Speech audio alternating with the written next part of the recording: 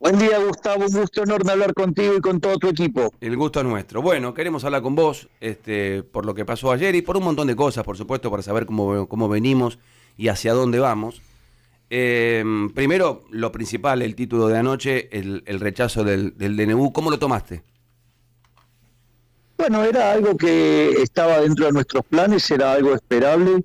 La composición de la Cámara hacía que no hubiera lugar para un resultado distinto. De todos modos, yo quiero valorar y ponderar fuertemente el trabajo de nuestros senadores y también quiero valorar el apoyo que hemos tenido de los senadores del PRO, como 10 de los 13 senadores radicales, por lo tanto, y a todos los que han acompañado. Pensá que nosotros somos en dicha Cámara 7 senadores y conseguimos 25 votos. Es decir que, en el fondo, estamos haciendo un buen trabajo, pero esto requiere tiempo, estas cosas tienen esta dinámica y bueno, son las reglas del sistema democrático y entonces, bueno, estas cosas toman lugar con lentitud, por decirlo de alguna manera, pero creo que igual quedaron cosas también muy interesantes de eso, porque quedó claro quiénes son los que verdaderamente están en contra de los argentinos, ¿no? Porque la realidad es que si vos te fijás, prácticamente no se han rechazado en la historia reciente DNU, salvo algunos que se los rechazaron a Macri, con lo cual también eso muestra un patrón de obstrucción, pero al margen de eso, este DNU, a diferencia de otros DNU, donde todos los demás han cercenado libertades, avanzaron contra la propiedad privada, este DNU, que tiene como característica la ampliación de libertades para los ciudadanos, ir hacia mercados más competitivos y que termina con muchos de los negocios turbios, oscuros y corruptos de la política. Bueno, ayer en la Cámara de Senadores digamos, fue rechazado, pero bueno, lo que hace es dejar en evidencia que hay gente que está más preocupada por mantener sus privilegios de casta que por sacar a la Argentina adelante. Al mismo tiempo también hay que aclarar que el DNU sigue vigente y que ahora hay que pasar a la Cámara de Diputados. Por lo tanto, nosotros ya hemos tenido resultados positivos en la Cámara de Diputados y así que va a haber que dar esa pelea y nosotros estamos confiados que puede llegar a salir adelante. ¿Vos pensás que en diputados puede ser positivo? No como pasó ayer. ¿Y esto de alguna manera puede romper el pacto de mayo o no? Lo que pasó anoche. Bueno, deja algunas dudas, ¿no? Porque, a ver, el pacto de mayo tiene etapas y la etapa previa es la ley bases con reconstitución de lo que era el capítulo 4. Entonces, es como que, dado lo que pasó en el Senado, abre algunas dudas. Pero si vos te fijás, Gustavo, cuando yo planteé el discurso de la Asamblea Legislativa, básicamente lo que dije es, bueno, si quieren la confrontación, va a haber confrontación, si quieren un acuerdo, vamos por el acuerdo. Bueno, ayer no han mostrado ir por el camino del acuerdo, han decidido ir por el camino de la obstrucción, han decidido quedarse con sus privilegios en contra de los argentinos. Pero esto estaba dentro de los resultados esperables y lo que yo valoro es cómo hemos incrementado la cantidad de adhesiones, o sea, hubo 25 votos positivos. Para que haya pacto de mayo, ¿es necesario que haya un voto positivo que salga el DNU en diputados? No solo es el tema del DNU, digamos, también tiene que ver con el tema de lo referente a la ley bases. Bien, tiene que aprobarse eso para que vayan todos los gobernadores y haya mejor onda en el pacto de mayo en Córdoba. Y es así como lo habíamos pactado. Bien. Vos sabés que yo, Javier, estaba en Córdoba transmitiendo la final de Estudiantes y River y empecé a escuchar por allí alguna interna entre vos y la vicepresidenta. Y en ese momento digo, y ojalá que no sea cierto, porque ya vivimos nosotros en el país internas entre vice y presidente, Cobos Cristina, lo que pasó en algún momento también con Scioli, ni hablar Chacho Álvarez de la Rúa, misma Cristina con Alberto Fernández hace poco. ¿Están bien con la vicepresidenta? Absolutamente. De hecho, esto fue aclarado por ella ayer. Manuel Adorni en la conferencia de prensa de ayer, donde a partir del comunicado hubo una interpretación maliciosa del mismo. O sea, el cañonazo fue a la casta, ¿no? A Victoria. Bien. Pero bueno, nada, hay medios que están muy interesados en romper y golpear contra el gobierno, muy especialmente el Grupo Clarín, digamos, que tiene una posición muy adversa y continuamente está operando, calumniando, injuriando, ensuciando, y bueno, entonces no me sorprende que desde ese lugar, digamos, siempre se haga la peor lectura de los hechos, porque bueno, nada, digamos, ellos también son parte de la casta y se ven afectados y están, obviamente, también están muy molestos por haber perdido pauta oficial.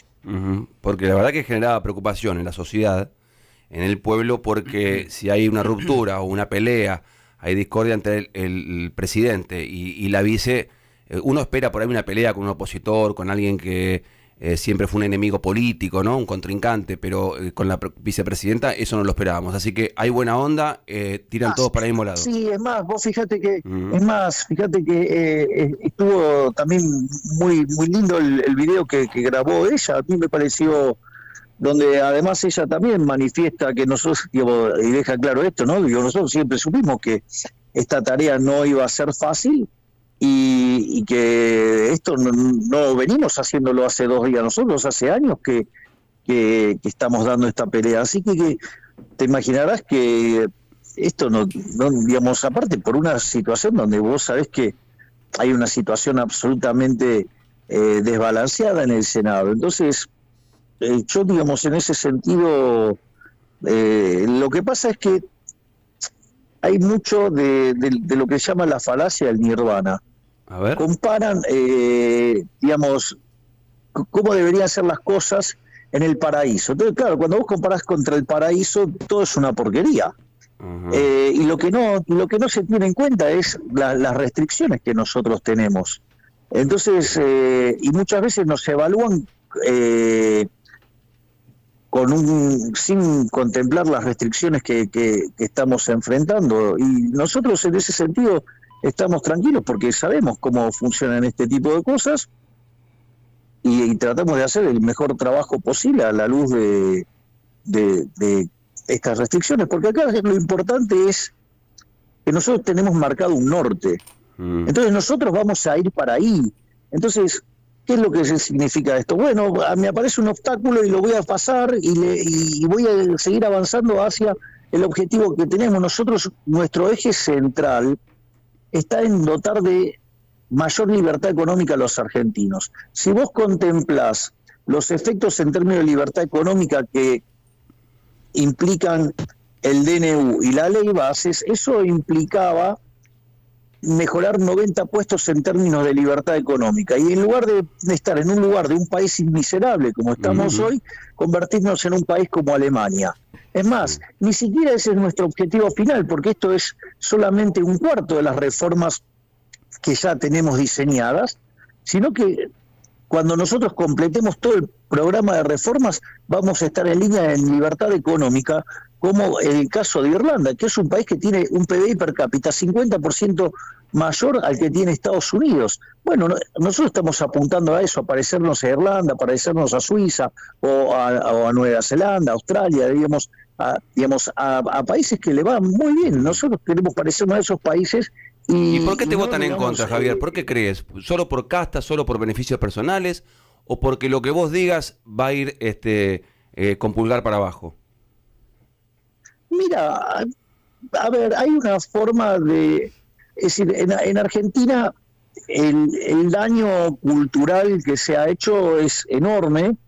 Es decir, Argentina desde inicios del siglo XX empezó a abrazar paulatinamente dosis crecientes de socialismo, y eso ha hecho que de ser de los países más ricos del mundo hoy seamos 140. Ahora, la forma en la cual se fue introduciendo el socialismo en Argentina, ya sea mediante la educación, mediante los medios de comunicación, mediante la cultura, hace que haya una concepción de cómo funciona el mundo que lo único que hace es empobrecerte, y en realidad se abrazan, y cuanto más caen en el fracaso, piden dosis crecientes de esa receta fracasada. Uh-huh. Bueno, nosotros entendemos, por eso nosotros damos la batalla en el plano económico, en el plano político y en el plano cultural. Uh-huh. Presidente, buen día. Soy Mariana Contartesi. Entre los, ¿Qué tal, Mariana? Entre los senadores que han votado en contra, hoy todos los cañones apuntan a Martín Lustó. Y él dice que dentro del bloque radical, los que votaron a favor del DNU, o sea, negando el rechazo, en realidad recibieron presiones, pero que por lo bajo piensan lo mismo que él, que el DNU es inconstitucional. A ver, las cosas que pasen adentro de la Unión Cívica Radical es un problema de la Unión Cívica Radical. Si él cree que ha habido presiones, que las denuncie. Lo que pasa es que le debe resultar muy duro ser presidente de un partido, ir a una votación y ser el único que votó en esa línea, ¿no? Digo, entonces es más fácil echarle la culpa a otros que reconocer el error en el que él está cayendo. Además, es falso que es inconstitucional el decreto. Es decir, que él cometa la falacia del cherry picking, eligiendo puntualmente algunos críticos del DNU, que en realidad no es que es inconstitucional, porque además justamente nosotros, cuando tuvimos que elegir entre qué parte mandar por decreto y qué parte mandar a la ley, lo hicimos justamente respetando las características que tiene que respetar un DNU. Es decir, nosotros, por ejemplo, en el DNU no se meten cuestiones del Código Penal, no se meten cuestiones tributarias, no se meten básicamente tampoco cuestiones electorales. Ese tipo de cuestiones fueron a la ley de bases. Entonces, y el DNU básicamente lo que propone es devolverle libertades a los argentinos, que eso está dentro, o sea, es más acorde al espíritu de la Constitución. Sí. Esas mayores libertades, lo que además procuran en términos de mercado es hacer estructuras de mercados más pro-competitivas y no pro-empresas. Esto es una diferencia sustancial, y al mismo tiempo implica terminar con muchos robos de la política. Uh-huh. Pero bueno, como señaló ayer la ministra Bullrich, es decir, puede ser que el señor Lustó esté muy enojado porque dentro de las cosas que bajamos las 5 universidades y bueno, parece que ese grupo tiene negocios vinculados a las universidades. Uh-huh. Presidente, además del DNU que preguntaba Gustavo recién, la ley con el paquete fiscal, ¿tiene que estar aprobado antes de mayo para efectivamente que se selle el pacto de mayo que usted convocó? Y es una precondición para el pacto de mayo. Bien. O sea, no sale el pacto de si no, mayo, no hay pacto. A ver, pero el pacto de mayo tiene 10 puntos que son de carácter económico y la ley bases está ligada a una reforma, en temas de economía, entonces es como que quedan ligados.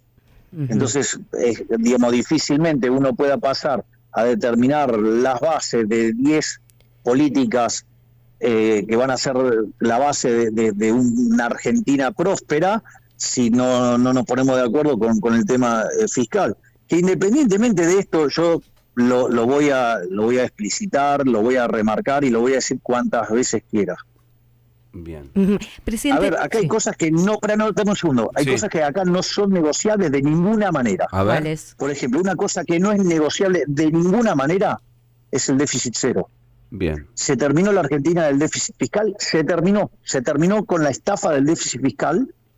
O sea, el déficit cero es una política inamovible, es decir, yo estoy atado al palo mayor como Ulises, y digamos, y mis laderos le tiran tiros a las sirenas que nos quieren hacer chocar contra las piedras. O sea, el déficit cero es inamovible. La otra cosa que tampoco, digamos, la vamos a modificar es lo que tiene que ver con el saneamiento del Banco Central. Nosotros, desde que estamos en la gestión, habiendo recibido reservas internacionales negativas por 11.500 millones de dólares en términos netos, nosotros llevamos comprado más de 10.000 millones de dólares. Por lo tanto, eso, digamos, está llevando también a la recomposición de las reservas, al tiempo que la base monetaria no se movió. Por lo tanto, la ecuación del Banco Central es muchísimo más sólida, y eso tiene como contrapartida que el dólar, que algunos pronosticaban, ¿se acuerdan? El que decía que era una cuenta simple. Sí, el señor Larret, digamos, inspirado en la cuentita que hizo Lustó y que decía que daba 6.000, y había otros que, digamos, que andaban pululando por los canales de televisión, algunos más, hasta tienen banca de diputados ahora, diciendo que iba a ser de 10.000. ¿Dónde está el dólar? Hoy está en 1.025, el blue, y 8.69. Bueno, pero les paso un dato. A ver. Acá hay algo interesante. Nosotros, días atrás, le metemos un martillazo a la tasa de interés, la bajamos 30 puntos. Sí. Eso, digamos, en otro contexto hubiera generado un salto del dólar brutal. Total. Y nosotros seguimos comprando dólares.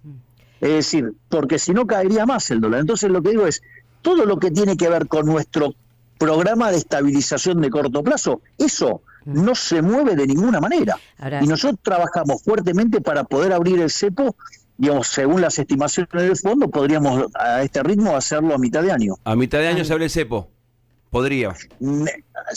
Exacto, condicional. Condicional. Es decir, podría. El fondo señala que si nosotros seguimos trabajando a este ritmo, el saneamiento del Banco Central, es factible abrir el cepo a mitad de año. Presidente, uno de los cuestionamientos dentro de las tensiones sociales que hay, lo hacen los gremios, señalando que en los últimos días el ministro Caputo le puso tope y techo a las negociaciones paritarias, incluida, le doy un ejemplo, la de camioneros, que superaba el monto que la Casa Rosada está dispuesta a convalidar. Y se lo enlazo esto para preguntarle si esto es así, si le están poniendo techo a la paritaria, cómo recomponer el salario de todo un sector de los argentinos que hoy lo ha visto degradado entre todas las políticas para déficit cero que usted señalaba. No, digamos, el salario no se degrada por el déficit cero, todo lo contrario. Argentina, digo, justamente ha llegado a donde está por la política fiscal desquiciada que ha tenido. Argentina entró al siglo XX siendo el país más rico del mundo, y es 140, y en esos 123 años Argentina tuvo déficit en 113. Entonces, digamos, no es que a Argentina le va mal por tener, digamos, las cuentas en orden, no, le va mal por tener las cuentas fiscales en absoluto desorden, que eso termina en crisis de deudas, en crisis inflacionaria y en presiones fiscales desorbitantes. Por lo tanto, digamos, el déficit, digamos, no es una fuente de riqueza, es una fuente de destrucción de valor. Entonces, lo primero que tenemos que entender es que esa relación causal que pusiste es totalmente a la inversa. De hecho, lo que genera el déficit fiscal es castigar el ahorro. Cuando vos castigás el ahorro y tenés menos ahorro, tenés menos inversión. Cuando vos tenés menos inversión, tenés menos stock de capital per cápita. Por ende, la productividad de los trabajadores es menor y por ende los salarios reales son menores. De hecho, esto es tan así que Argentina, durante la década del 90, tenía un salario promedio de $1.800, que puesto en moneda de hoy serían $3.000, es decir, que el salario promedio de los argentinos, si no hubiéramos hecho nada, si nos hubiéramos mantenido igual que la década del 90, no estoy diciendo ninguna mejora, solamente mantenernos, hoy el salario promedio de los argentinos sería de 3 millones de pesos. Como consecuencia de 20 años de populismo salvaje, hoy el salario promedio, ¿sí? Digamos, con el Estado presente, que el déficit fiscal genera riqueza, que se puede imprimir riqueza emitiendo billetes, sí, el salario promedio en Argentina es menos de, $600, o sea, pero te lo redondeo en 600 y en ese caso habríamos perdido el 80% de nuestros ingresos, es decir, que esa política del déficit no generó más riqueza, lo que generó fue todo lo contrario. Por lo tanto, digamos, o sea, por eso, digamos, es innegociable el déficit cero. ¿Y ordenan techo a la paritaria, presidente? ¿Ponen un techo a la paritaria, como están denunciando los gremios? ¿Negocian por encima de un monto y no se lo homologan, no se lo aprueban? Bueno, digamos, yo no estoy al tanto, digamos, de cómo está esa negociación, y tendría que preguntarlo. O sea, se imaginará que me ocupo de un montón de temas, de un montón de ministerios, entonces, digamos, algunos detalles de un caso puntual tendría que estar preguntándolo. Carlos Burgueño. Presidente, me quiero detener en algunos capítulos. ¿Qué tal, Carlos? ¿Qué tal, Javier? Me quiero detener en algunos capítulos de la ley Ómnibus, de la ley Bases, en su nueva versión. Primero, me detengo en ganancias. Pero antes una pregunta general. ¿Esa ley, en todos los capítulos, ustedes están dispuestos a negociarlo o es así como está, se tiene que aprobar así o si no se cae? Tiene un formato que se está negociando, o sea, yo diría, dejemos que las cosas corran, o sea, todavía es algo que está en la discusión, o sea, me parece que corresponde a otra etapa de la discusión y se está trabajando sobre eso, y hasta que no esté la versión definitiva, digo, porque hay un montón de otras cosas que discutir en el medio, en especial lo que hay que tener en cuenta es que cualquier punto que se llegue, tiene que estar convalidado por el Ministerio de Economía, donde siempre la restricción es que tiene que haber déficit cero. Entonces vamos. Digo, es muy preliminar, o sea, es una discusión, digamos, por el momento planteada así, está en abstracto, Carlos. Vamos a algunas cuestiones, creo yo, la más polémica para la gente de la ley, que es el tema del impuesto a las ganancias. Sobre todo el nuevo mínimo no imponible. Carlos, sí, está en discusión, porque hay provincias que lo quieren, hay provincias que no lo quieren. Las provincias tienen un problema de un déficit fiscal de 1 punto del PBI, como consecuencia de la política que se avaló durante el último tramo del gobierno anterior. Entonces, lo que te estoy diciendo está bajo discusión, digamos, son temas que están bajo discusión. O sea, de vuelta... Entiendo entonces que en abstracto. Claro, entiendo entonces que el texto que se conoció ayer se puede modificar en ese capítulo. Exactamente, se está trabajando. Hay una primera aproximación y a partir de ahí, se empieza a trabajar, porque de vuelta no es lo mismo la situación de las provincias del norte que las provincias del sur. Entonces, en ese contexto, vos hay un tema, digamos, que tienen que hasta resolver las propias provincias.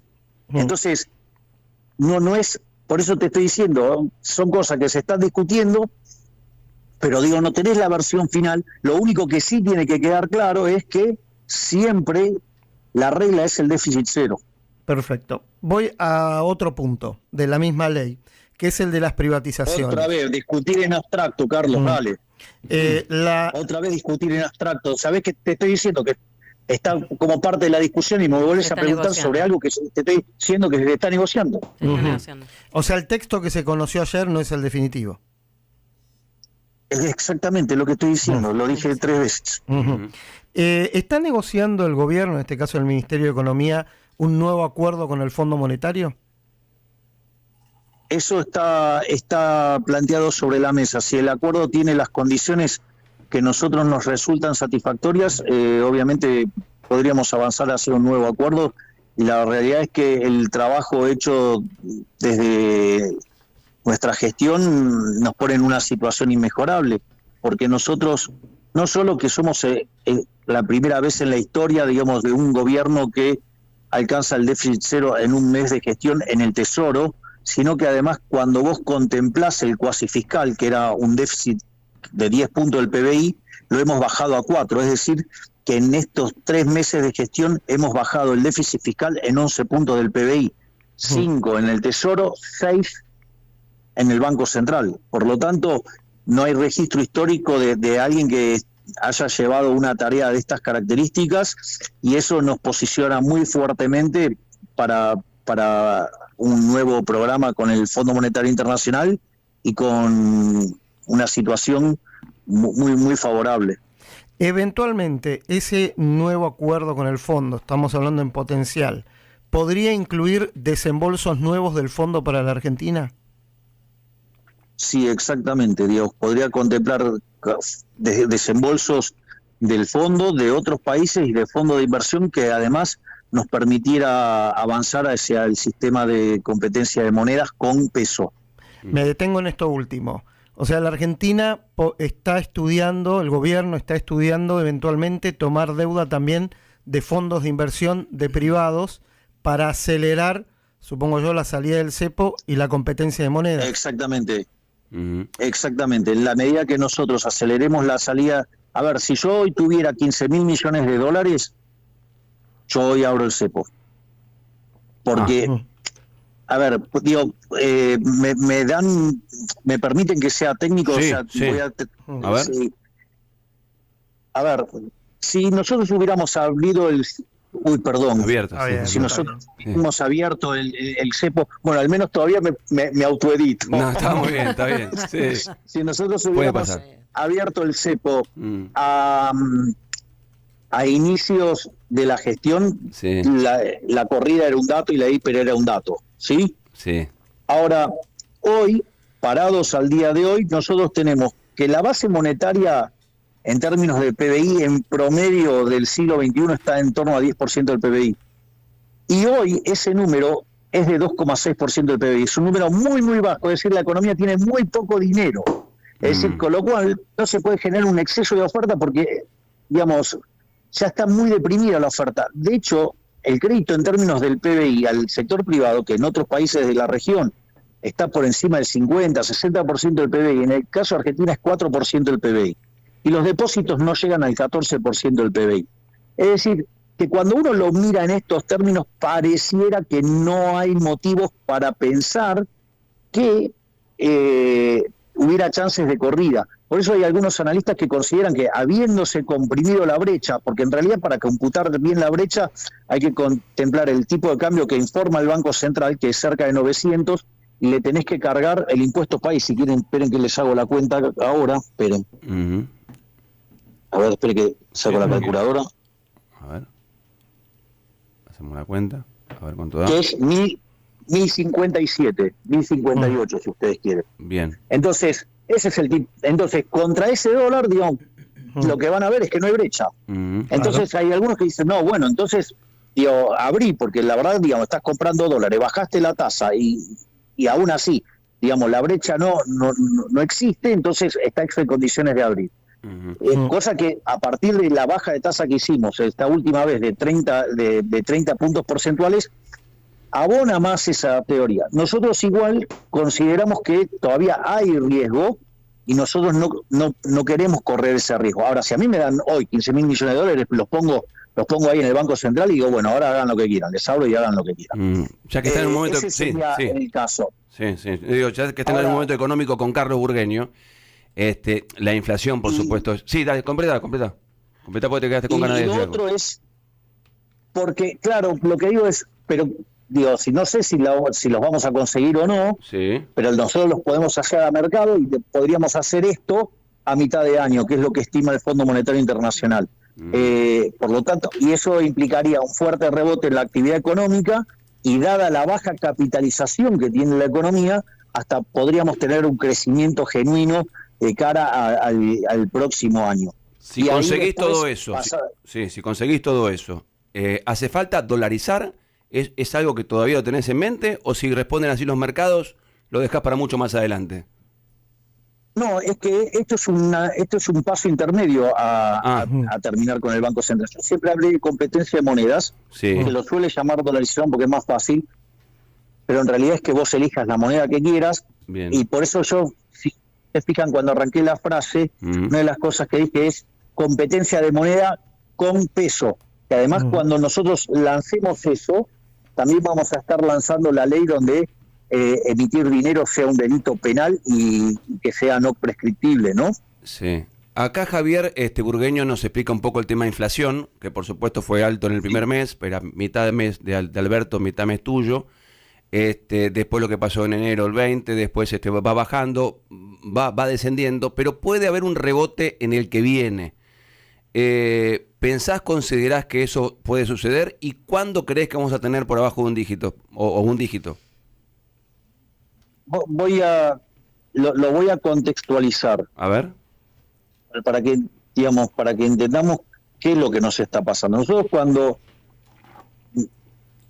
estábamos prestos a asumir, o sea, primera semana de diciembre, los precios venían a un ritmo del 3.700 anual, en la segunda semana se aceleró al 7.500, cuando ustedes toman la inflación mayorista, que fue del 54% mensual, eso anualizado da 17.000. Ese era el contexto en el cual nosotros recibimos. A pesar, digamos, de esa dinámica explosiva, haber pisado, digamos, totalmente la emisión monetaria, eso lo que hizo fue que el primer mes terminara en 25, después 20, este último mes fue 13.2. Ahora, este número de 13.2 tiene 4.2 de arrastre estadístico, eso está hecho en un trabajo que hizo Ramiro Castiñeira. Sí. Y al mismo tiempo tenés el impacto de tarifas y el de prepagas, que es de una vez para siempre, por decirlo de alguna manera, que es 1.8, o sea, esos son 6 puntos. Quiere decir que si vos limpiás de esos efectos, la inflación del mes de febrero viajó al 7,2%.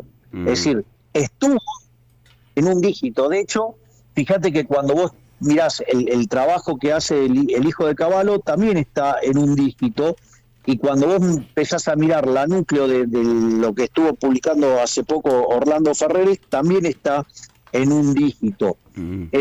Nosotros igual sabemos que marzo es un mes muy, muy, muy complicado, que tiene una estacionalidad, pero muy complicada, pero también les quiero señalar que hay muchos diciendo, bueno, pero pegó un salto en la primera semana de marzo los precios. Les cuento que eso pasa todas las primeras semanas de mes, y que la inflación que hubo en la primera semana de marzo es menor que la que hubo en febrero y menor que la que hubo en enero. Entonces, me parece que hay que ponerlo en términos relativos, y en ese sentido nosotros somos optimistas de que sabemos que marzo es un mes extremadamente complicado, pero que cada vez estamos más cerca de lograr estar en un dígito, porque de hecho, ya les digo, si hubiéramos limpiado estos efectos, hubiéramos estado en un dígito. Y hay otro tema más que fue lo que habló el ministro de Economía con los distintos miembros de la cadena de bienes, y es que el tema de las promociones, porque eso no permite capturar la verdadera caída de los precios, porque eso no lo puede medir el INDEC, porque el INDEC solamente toma los precios unitarios y no puede estar haciendo el cómputo de la fijación no lineal de precios, porque además cada consumidor tiene su propio precio en función de lo que elige. Entonces, hubo un acuerdo para reexpresar esos términos, y en ese sentido, si uno limpia ese efecto, ya hubiéramos estado en un dígito este último mes, aún con todos los efectos del arrastre estadístico, suba de tarifas y suba de prepagas. Por lo tanto, digamos, vamos en el camino correcto. Bueno, ya que hablamos de inflación, y vos sos un hombre muy activo en redes, apareció Alberto Fernández, criticando un poco el índice de inflación, que está alto, y el otro día también Pablo Moyano criticando la Baña, al INDEC, como que los datos son falsos. Bueno, ahí hay dos lecturas. Una es si, digamos, un muchacho, digamos, como Pablo Moyano hace una crítica de esto, quiere decir que le dolió bastante un índice que, digamos, fue bueno, porque claramente el mercado esperaba mucho más. La verdad que el trabajo de Marco Labaña es impecable. viene de la gestión anterior, por eso yo he decidido mantenerlo, porque él hace un trabajo impecable y de hecho nosotros estamos trabajando con el propio Marco en un proyecto para darle independencia total al INDEC y que se convierta en una política de Estado y que nunca más nadie pueda echar de mano a las estadísticas, con lo cual les acabo de dar una primicia bomba, por decirlo de alguna manera. Y eso se puede hacer porque justamente Marco es un técnico impecable, de una honestidad absoluta, entonces además de ser un gran profesional y un gran ser humano, ¿no? Así es que en ese sentido, la verdad que lo del chico Moyano es bastante triste, por decirlo de alguna manera.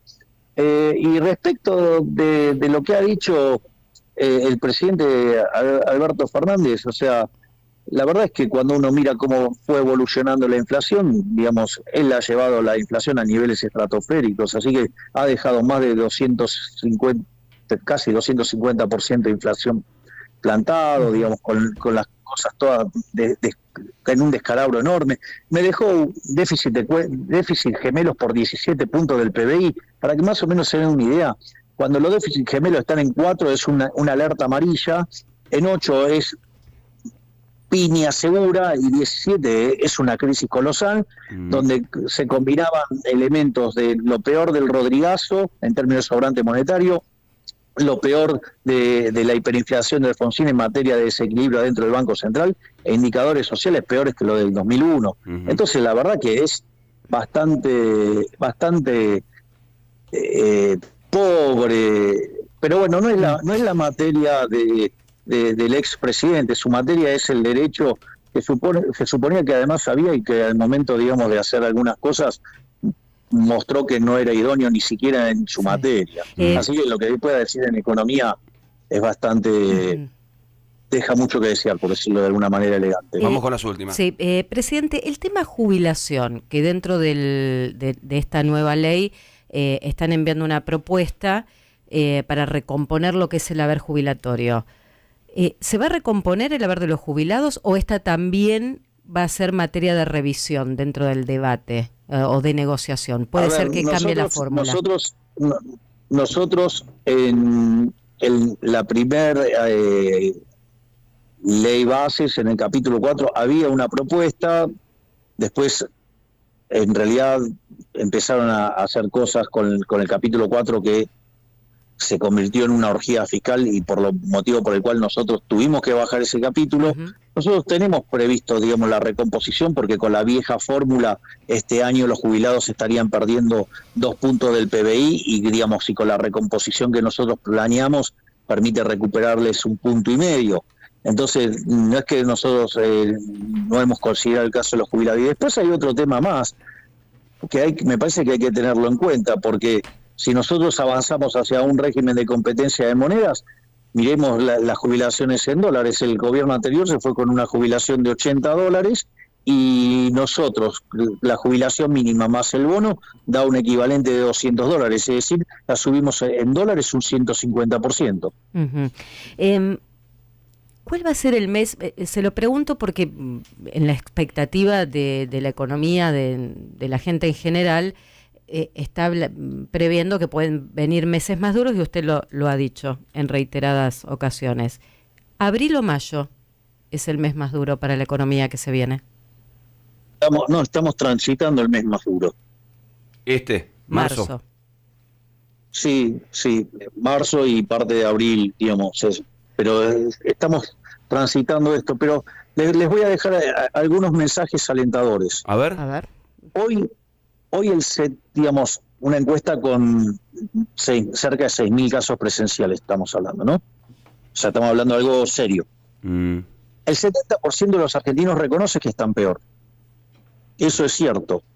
Ahora, cuando uno mira las expectativas de acá a los próximos meses, o sea, si vamos a estar mejor, nosotros cuando asumimos el 20% de los argentinos creían que íbamos a estar mejor.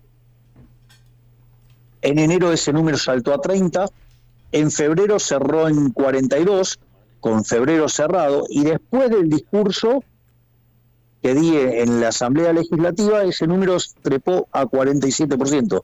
Es decir, la gente está viendo la luz al final del camino, está viendo la salida, la gente está viendo la salida. No solo eso, sino que además el 70% de los argentinos está absolutamente convencido que vamos a derrotar la inflación. Hay 50 puntos porcentuales que creen que lo vamos a hacer en el primer año y 20 que lo vamos a hacer en el segundo año. Por lo tanto, las expectativas son muy buenas y de hecho mis niveles de imagen están, sí, en los mismos niveles de cuando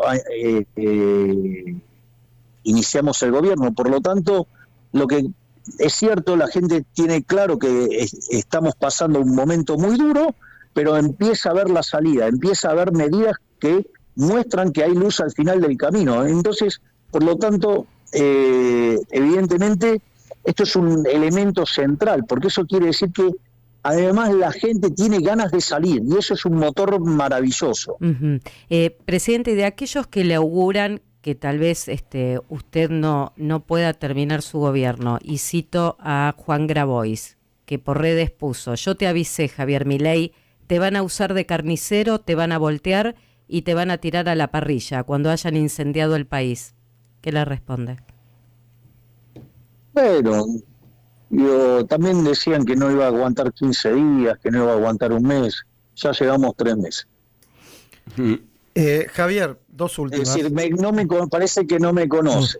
Un gladiador no se rinde nunca.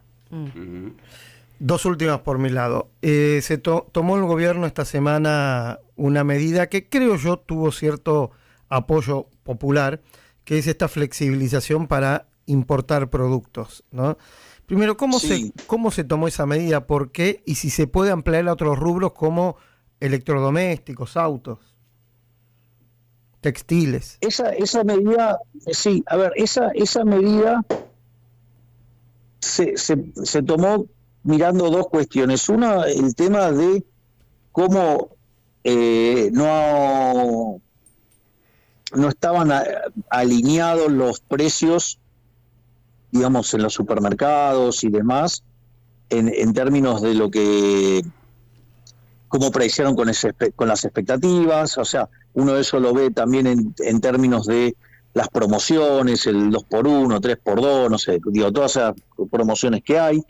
Y entonces como un mecanismo para que inducir a que corrijan esos precios, abrir la economía en lo que tiene que ver con los alimentos, que es algo, digo, que tiene impacto directo tanto sobre la indigencia como sobre la pobreza.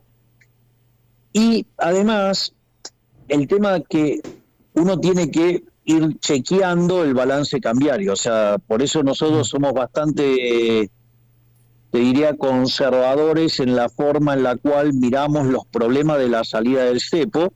Si bien nosotros todos los días estamos levantando restricciones, tampoco lo vamos a hacer de un día para el otro como para que esto, digamos, pueda generar alguna zozobra y generar temor en la población. Por eso nosotros con estos temas vamos con pie de plomo, o sea, y entiendo que algunos pretendan tener más velocidad. Nosotros preferimos en esto ser cautos, porque no queremos que la gente tenga una zozobra. Por eso, pero la idea es avanzar cada vez más a niveles de apertura cada vez mayores. El tema es los tiempos, y nosotros en eso estamos siendo prudentes, pero para que nosotros no tengamos absolutamente limpio el balance del Banco Central, es muy difícil en avanzar hacia una apertura plena, porque eso te puede generar alguna zozobra monetaria que después se manifieste en términos de inflación, y nosotros, nuestro compromiso en destruir la inflación es innegociable. Es decir, la lucha contra la inflación tiene el mismo nivel de importancia que el déficit cero. O sea, son cosas que no se negocian bajo ningún punto de vista. La última por mi lado, un poco general. Saquemos el mercado financiero, que se ve cómo está respondiendo. ¿Usted está conforme con cómo están reaccionando y cómo están actuando los empresarios argentinos? Si me permitís, Carlos, voy a hacer una nota de color sobre la primera parte. A mí me parece interesante lo que está pasando en los mercados financieros, porque los mercados financieros adelantan, ¿no? Es decir, entonces son indicadores hacia adelante, es decir, que muestran que la dirección es la correcta. En ese sentido, qué sé yo, ahí, no sé, cuando miro la curva de futuros y que se alineó con la curva de futuro del dólar, con la política monetaria del Banco Central, eso es una excelente noticia. Digo, la forma en la que los bonos argentinos pasaban de $18 a $50, o digamos, o la caída del riesgo país, o sea, son todas cosas que son muy importantes. Ahora, en cuanto a lo que tiene que ver en el sector real, que es lo que vos estás manifestando, digamos, el accionar de los empresarios, bueno, hay que ver, si no la ven y no quieren, digamos, o sea, corregir los precios, bueno, digamos, en la medida que nosotros podamos ir abriendo el cepo, también vamos a dar más competitividad y eso también va a ir corrigiendo la situación. Bueno, y siempre las últimas son mías, son las últimas dos, Javier, gracias por atendernos. No, por favor. A ver, por ahí es mejor para un periodista decir que los políticos tienen que ganar menos plata, ¿no? Yo creo que todos deberíamos ganar más plata, también los políticos, vos como presidente. Pero bueno, se dio una ida y vuelta, hubo marcha atrás. ¿Cómo viviste eso, sobre todo en las redes, una pelea por esa vía con la expresidenta y ex vicepresidenta Cristina Fernández?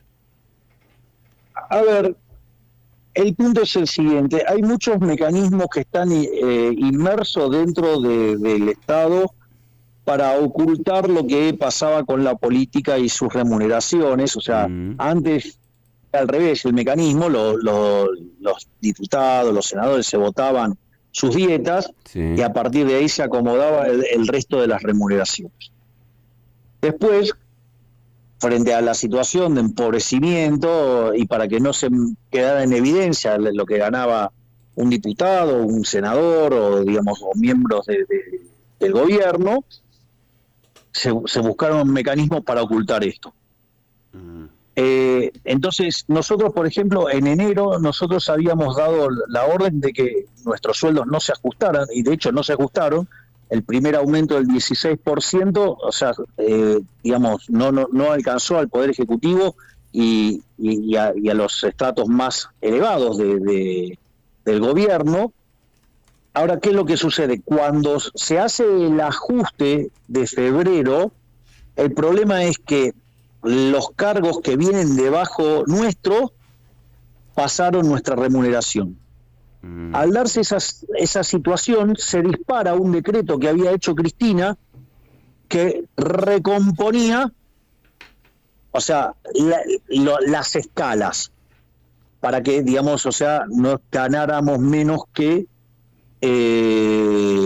lo que ganaban las personas que estaban debajo nuestro. Sí. En ese contexto apareció esta situación. Bueno, lo vimos, lo corregimos y se terminó el punto. Es decir, se retrotrajeron todos esos aumentos. Y no solo eso, digamos, también hicimos lo mismo en la Cámara de Diputados, lo mismo hicimos en la Cámara de Senadores. Lo más interesante es que en todo este debate, digamos, cuando la señora Cristina Fernández de Kirchner se pone tan activa en términos de los jubilados y demás, yo le propuse que ella cediera sus jubilaciones de privilegios por 14,5 millones de pesos mensuales que recibe, y que, dado su dolor por los jubilados de la mínima, pasara a cobrar la mínima. Bueno, ahí se terminó el debate, no discutió más, no habló más, no salió más el tema. Y lo último, vos sí, hablás acá... generoso con la ajena, con la propia no, y yo tengo, y yo acá sí tengo, digamos, la altura, digamos, moral para discutirlo, porque yo viví cediendo mi dieta durante todo mi trayecto como diputado nacional. Vos hablás acá en Radio de la Red y rápidamente toman la transmisión A24 América, e imagino que te está mirando mucha gente en Rosario. ¿Qué le decimos a los rosarinos en estos momentos? ¿Qué mensaje le querés dar? Que nosotros estamos dándole un apoyo muy, muy fuerte al gobernador Puyaro. Nosotros, la provincia de Santa Fe es la tercera provincia con mayor cantidad de fuerzas federales. Además, enviamos 450 agentes adicionales. entre lo que es Gendarmería, Policía de Seguridad Aeroportuaria, Prefectura Naval Argentina, la Policía Federal y el sistema penitenciario Además, ampliamos a 8 las zonas en la cual, digamos, se intensifica las acciones y se las satura. Así es que estamos, y además hemos enviado al ejército para hacer tareas de apoyo logístico, y además estamos enviando una ley, digamos, que la ha elaborado el ministro Petri, para que el ejército pueda actuar sin tener que llegar a la situación del estado de sitio, digamos, dándole la definición de terrorismo o narco o terrorismo. Así es que estamos trabajando muy activamente, y de hecho, si ustedes se fijan, la situación ha empezado a mejorarse, notan mejoras. ¿Vas a ir? Obvio que, digamos, nada es instantáneo. Eso lo estamos evaluando si la ministra Bullrich considera que yo puedo aportar algo estando en el lugar. Yo voy a estar donde los argentinos me necesiten. También creo que bajaron el pulgar anoche con respecto a las SAD, ¿no? A las sociedades anónimas deportivas. La justicia falló en contra. ¿Esto ya está? ¿Listo? ¿No se pelea más? No, porque son cautelares y se las pueden revertir. O sea, eso después va a seguir a otras instancias de negociación. Yo creo que igual es una pena, ¿no? Porque ¿cuál es el problema? Es que vos puedas, las sociedades, como, digamos, vos podés tener los clubes como están hoy y poder tener la opción de tener clubes privados. ¿Cuál es el problema? Es decir, si no es que estás diciendo no tienen que existir como los que son hoy. El problema es que no quieren, digamos, es un fiel reflejo de que no quieren la competencia, que no, entonces es como estar, pontificando la pobreza, o sea, la miseria, cuando podrías tener algo mucho mejor. Entonces, por ejemplo, digo que está Carlos, que es hincha de Independiente. Mirá si viniera, no sé, un club como el Manchester City y viene e invierte toneladas de plata en Independiente, y a partir de ahí le gana siempre a Racing, a Boca, le gana a todos y pasa a ser campeón todo el tiempo, digamos. O sea, Carlos estaría más contento. No me imagino romantizando la... Es que antes le ganaba a todos siendo una sociedad civil sin fines de lucro, que tiene que ser bien manejada. Vos cuando dijiste que una sociedad anónima o un club puede venir por otro acá, ¿era el City por Independiente? No, digo, yo hablé del caso hay varios casos, pero justo como está, el problema es que, digamos, sé que te pongo un brete si te pregunto qué cuadro sos, y sé que Carlos es hincha Independiente, no sé, Independiente porque, es decir, si, no sé, Mariana, ¿de qué cuadro sos? Mariana es de Racing. Digamos, me ponen los ejemplos. Digamos, mirá cómo te vas a sentir, Mariana, con Independiente privatizado y ganándole 5-0 todos los partidos. Te vas a sentir mal. Y ahí vamos a buscar a los cataríes nosotros. Y puede ser al revés también. Bueno, Javier, gracias por tu tiempo. Gracias por tu tiempo. No, por favor, te mandamos un abrazo. Un placer enorme, como siempre, hablar con ustedes. Un gran abrazo. Hasta luego.